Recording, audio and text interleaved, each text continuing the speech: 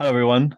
I guess by way of introduction, my name is N Thompson. I guess I come here with two worlds to talk about. One from an academic background and the stuff I do with UCIs around the economics of construction, both macro and micro. And if I had to nail my colors to the mast, I see myself more as a microeconomist than a macroeconomist, and I use those things in the context of trying to build better commercial models to incentivize our industry to deliver better quality infrastructure. We'll cover things in lots of detail in a moment, but just wanted to give you that general background. I'm a technical director at Atkins and Atkins Realis, sorry, and I am also, I guess, the other side of trying to.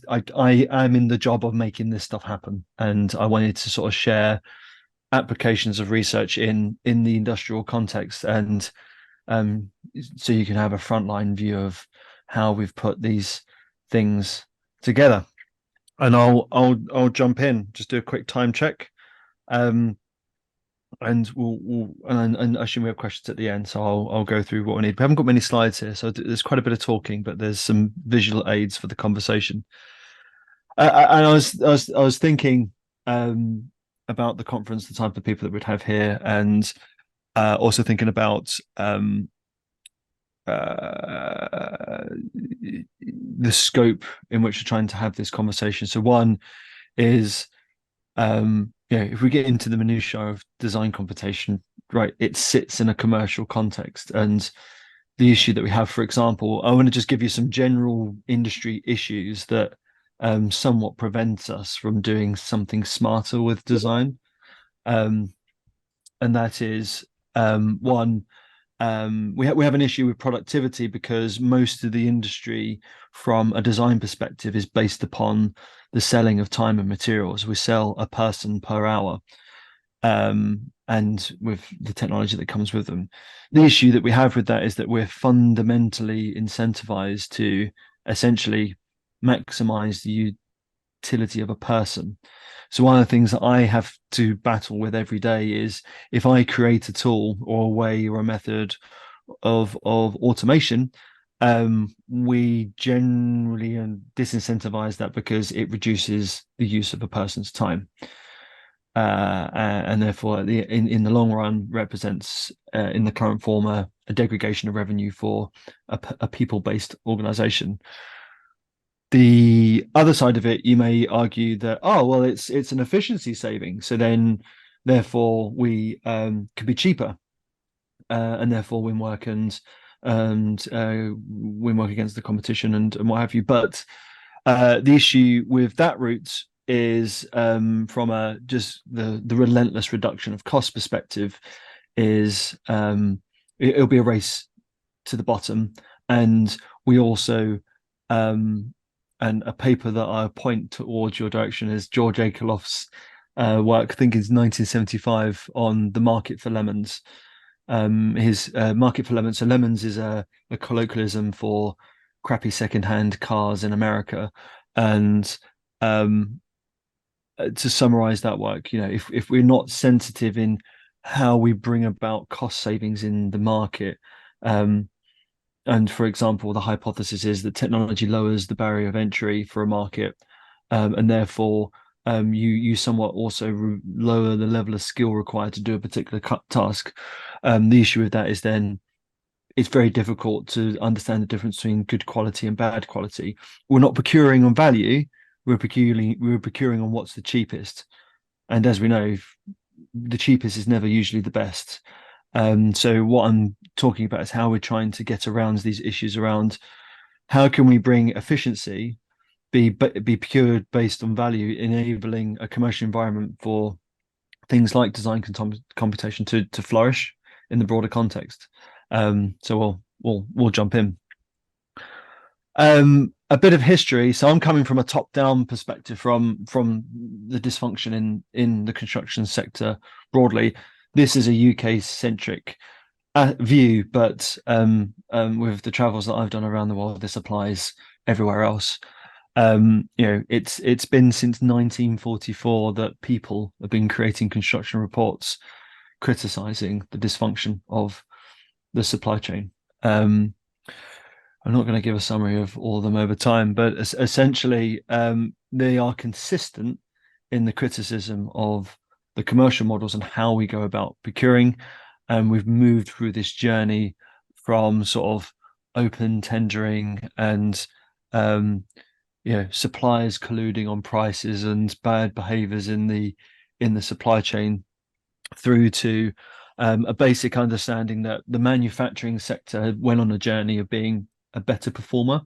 If we just abstract it to industries that produce things, construction falls behind because it hasn't been able to standardize in a way that enables a slick supply chain. Now, my challenge to that is the built environment in the construction sector, in terms of a complex industry, is orders of magnitude more complex than building an automobile. So it's an unfair comparison because you're not comparing apples with apples from a what you're trying to produce perspective. So actually, the complexity and essentially the capability of the technology means that we've not been able to have the same level of standardization, but that is changing. More of that in a bit. What it also outlines from these reports is things around early involvement.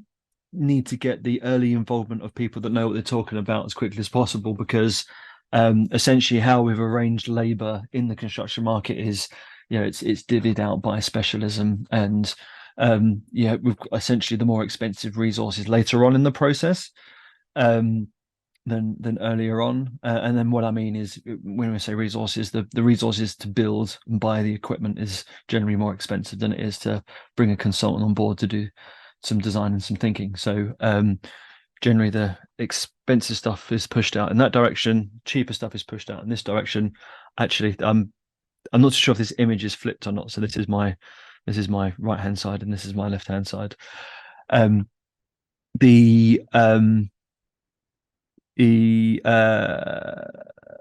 that's a function of the price of technology as well. So what we're finding with technology being more available across the life cycle is that we can actually push the influence of the more expensive resources leftwards.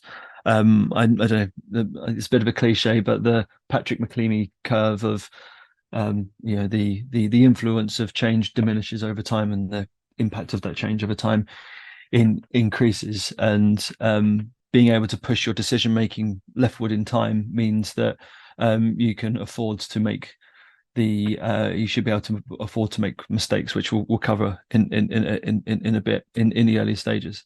And then lastly, in terms of modern thinking around procurement, is moving into sort of alliances and partnerships, and more recently into enterprise thinking. And this is where I've played a role. So I was part of the Future Leaders program for the Infrastructure Client Group's Project 13, the 13th project of the Infrastructure Client Group, where they looked at what is all the best modern practice out there for procurement and bring it all together under one house and influence UK infrastructure asset owners, operators, and procurers to unify their processes. And major clients have been through a process of setting up enterprises, and which I work for one of them.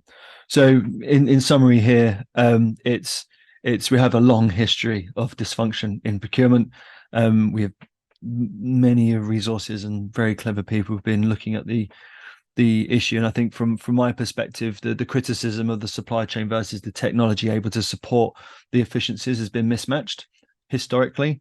But we've reached a time with compute bandwidth and storage, the internet, etc., cloud computing, that actually there is a capability that the technology is caught up with being able to handle the level, the flow of information, the amount of compute required to at least get to some sort of realistic type of simulations that we require to achieve at scale.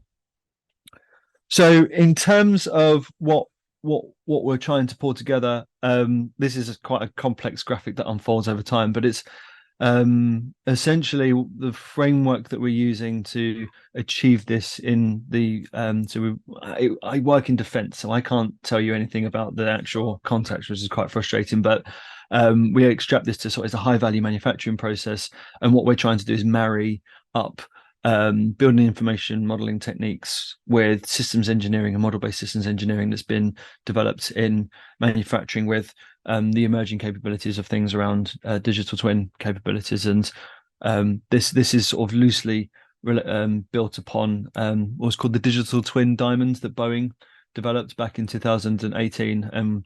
It's been adapted for a built environment context. And this is sort of framework number one that we've used to arrange our scope. So one is data being at the core. If we can consolidate and standardize the data through the life cycle of the process, without this, and for example, right now, the client has 50 different definitions of what a door is. It has 50 different types of labeling ones, and it causes chaos across all the different types of assets that they need to bring together. And the other thing is people get confused about the difference between data management and information management. They are different things. Data management is a much bigger, broader economic activity than information management. Information management is more of an industry-specific thing that you do. Data management is something that's replicable across different types of industrial sectors. So the data science is applicable across multiple sectors. You can, as a career in that space, allows you to move around different sectors. Information management is very different. It's very specific about the transactions that happen within a particular supply chain. The other thing that we've done to adapt this is starting with the end in mind. Generally, most life cycle processes start with some sort of business case. What we did in terms of structuring our thinking is started with the existing context. No matter what you build, it always has existing context to start with, and start with appropriate information around that, because generally it starts with an abstract idea of what a business case of this thing could do, and not simulating it against the actual physical context. I'm going to flick through this, but essentially is understanding, and it's a little bit like the previous presentation with King's Cross. It's interesting, that would have had an existing context, and you have to capture that to then build your new asset on top. And then you have to go through a process of data and information management to then do a load of things to be as delivered, and making sure that you're handing back your intervention on that existing context in a way. Generally, when we hand over assets today, they perform, in terms of carbon, they're sort of 2 to 5 times more carbon intensive in our carbon emissions than designed. So in this as delivered state isn't a trivial thing. It has a huge impact on the environment if we don't design and hand over appropriately. And then we sort of get into the system, the main quadrants of this framework. So one is about the design, simulating and testing that design in context of the requirements, that being assembled together, going from a virtual asset into a physical asset as the supply chain assembles it together, and that integrating into the new operational context. So then we get into sort of the systems engineering side of this. So the systems engineering V spelt V-E-E, is a concept that's been in manufacturing for a long time, but it essentially sets out the need for collecting requirements. You have your design intent against those requirements. You deliver to that intent, and you check back against it, and then commission that delivery and sort of certify it into operation. So and we need to use the systems engineering to understand, have we delivered it as needed, or designed as needed? Is it designed as specified? And is the requirements aligned with that design? And then we have a plan. That plan needs to be, we build the plan and build to the plan. So as it's manufactured, does it feed back to what was designed? As it's assembled, does it feed back to as it was specified? And essentially, as it's built, we need to understand it goes back to the core requirements of, did we actually deliver what we're supposed to, and adapt and change to that. And that is essentially how the quality assurance works from a manufacturing context, and putting that into a building aspect. I realized later on in my presentation, I talk about the scope. So the scope that you need to understand here, and apologies if this is an omission on my fault, we are scoped to deliver an outcome. of a throughput of a manufacturing process. So as a designer, we're not designed to do we're not procured to do just some design. We're part of a broader machine, which I cover in a sec, that is in the scope of doing pointing towards the outcome, not just providing artifacts for giving to builders to build, essentially. The other side is in the digital aspect of the support of this. First is around using digital systems to have due diligence against the requirements. Just because you've got the requirements doesn't mean you're going to get the outcome. So we need to test those requirements, because generally when you collect requirements, sometimes it can, especially in the built environment context, it does. Sometimes it's over reliant on people's opinions on how they assume it will work. We need to make sure that we're testing those requirements in a simulation space, and that simulation space is integrated through the building, the products you build in the building, and the business that wraps around that. So that simulation scope is very, very broad. And then making sure that we've got a differentiation between the simulation of the design and the outcome in the solution versus the digital rehearsal of the assembly of that. They are different things. Generally, people get confused between the two, especially when we get into the worlds of how we use building information modeling and digital twins for simulation. We just want to separate simulation and rehearsal. So simulation's about asking what if, rehearsal's about sort of actually building things in cyberspace and not making the mistakes in the real world, and then providing that digital assurance. So back through the steps, simulating the business model, simulating the services within that business model, and then the products that run through that. So if we abstract the car production, it's not just about the factory and the air conditioning, it's the assembly line, the robots, the people, the organization around that enables the throughput of the vehicles through it needs to be considered in that scope. And then we've got the plan, in which is against the systems engineering requirements of what was simulated in the digital space to ensure the same thing. Is it as we manufactured it? Is it as we assembled it? And as we finally built it into its context? And this concept of being digital twin certification against what we're delivering. So, I've jumped on. So what does that mean in terms of the scope context? So the clients had to go through a journey of bringing people on board. One thing that we do know is that you can't throw everyone into an enterprise context straight away. There are limitations in how a government can procure. It just has to be broken down into parts. So the key thing here is that building an enterprise has to be done sort of in a sequential construction process. So one, the client's out on their own, they go out and have to procure partners. These partners in this context there's a design partner. There's us, and we design the infrastructure for the manufacturing process, which is led by the manufacturing partner. They deal with all the assembly line stuff that sits in the building. We have a construction partner because somebody needs to build and commission all the aspects of that, and then there's a program partner. So the program partner plays an important role in sort of the commercial management interface between the enterprise and the client. And in terms of the phases, we're currently in phase 3, and I guess broadly speaking about these processes is like the storming, forming, norming, performing type spaces. So one is around so phase 1 is just the client on their own. They go through the procurement activity and make their business cases back to Cabinet Office about getting the money that they need for their project. Phase 2 is then them engaging each of the suppliers of their different scopes and getting them on board, because the organizations do have different types of ways of managing their risk and supply chain. So you draw up a set of contracts separately with all the different partners. The third phase, and this is the phase that we're in, is then consolidating those contracts into a single type of framework that allows them to alliance together, so we can share scope or be able to effectively navigate between the scopes. Because as you could imagine, the scope between building a building, its services, and the infrastructure for the manufacturing process has a fuzzy line between it. Drawing a hard line between what is a manufacturing process and what is the process of building the infrastructure for that manufacturing process is fuzzy. So we need to find, and if we go back through the dysfunction in the industry, one of the dysfunctions that we have is that our contracts are quite rigid. So if there's fuzzy lines between scope, generally adversarial behaviors sit in that space. And this is about remedying that.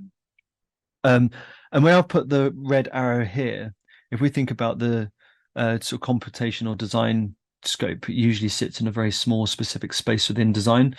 What I'm saying here is that has a much bigger role to play in terms of how we build a scope that sits across all of these, so we can make simulations at a far better granular level, which we wouldn't have been able to do previously because technology wouldn't enabled us to do it. But I do think we're currently in the space of being able to do that. The technology is there to enable us. It's now a procurement and people process problem. And then finally, in phase 4, which we will kick off early next year, is the consolidation of all those. Completing the consolidation of those contracts into one sort of set of partner agreements where we work together as an enterprise. And my role in this is essentially to create the digital engineering delivery processes and support those, and also the IT processes and all the infrastructure required to digitally support that, which gets me into my last slide. And this is important because we have to set out 2 key ingredients. Ingredient number 1 is the similar yellow line in my previous slide, is the digital infrastructure for data is critical, and that has to be one golden thread, one spine, whatever you want to call it, digital backbone. It needs to be consolidated, it needs to be integrated, because otherwise there's data all over the place and it's chaos, and you can't make effective simulations. You don't have the input data required to make an effective decision. So one's about that consolidated infrastructure. Secondly is about understanding the delivery process as a system. And this is what that green line's about, and sort of the what we need to do. Now, if we think about the computational design context, usually sits in a very specific place out in the corner.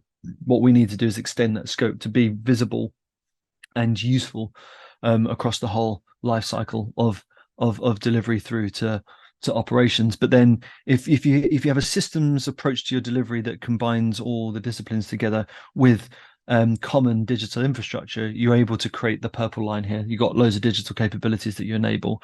I mean, I'm not going to cover all the ones that are there, but the point here is the ability to have digital rehearsals and simulate is reliant on all these things tying together, which is difficult, for the person that is accountable for making that happen.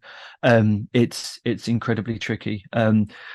Commercial misalignment means that people get funny about their scopes, which means if the scopes are contended, people will go and buy their own tools and put data in their own places, and it causes a huge headache because we're trying to work efficiently and get people in the space of working more efficiently. So it's a little bit like even our medical records in the NHS are a contentious issue in terms of bringing those together. It's the same everywhere else. It's more about where that data sits, who owns it, and who's going to allow you to have access to it to do something smarter on. But essentially, enabling these digital capabilities to go from state A, which will be the left-hand side of my previous diagram of the asset management piece, going through all these interventions and enabling all these capabilities to get to state B is key. So I think, in summary, it's my last slide. So one is we're looking through a different end of the telescope here. Some of the capabilities that we want to deliver from the technical mechanisms of allowing computational design are vital, but they are restrained in the broader macro sense. They are restrained by the business models of construction.